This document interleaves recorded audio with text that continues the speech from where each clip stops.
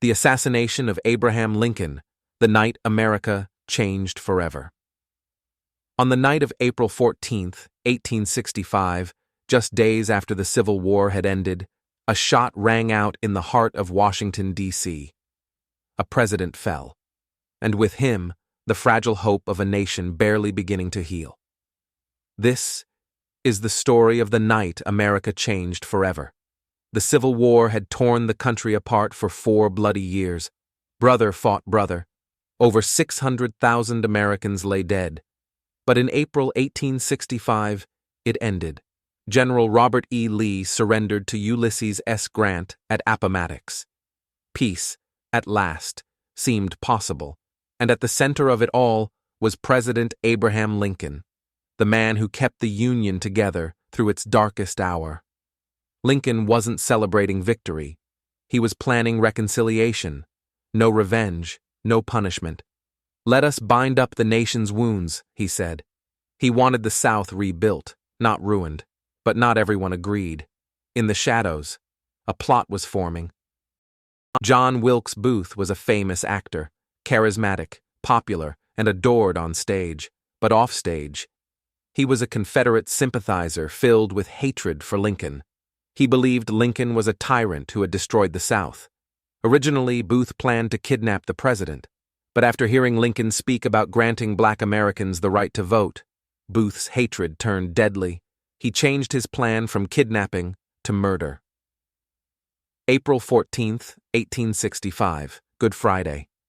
Lincoln and his wife, Mary Todd, attended a play at Ford's Theater, our American cousin. It was meant to be a night of joy, a break from years of grief. But Booth knew the theater well. He had performed there many times.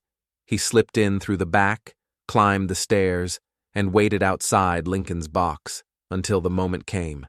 At 10:15 p.m., during a moment of laughter, Booth opened the door. He raised his pistol, a .44 caliber Derringer, and fired a single shot into the back of Lincoln's head. Pandemonium, screams, panic. Booth jumped from the balcony, broke his leg on landing, and shouted, "Sic semper tyrannis! Thus always to tyrants!" He fled on horseback into the night. Lincoln was carried across the street to a boarding house. He never regained consciousness. Doctors did what they could, but it was hopeless.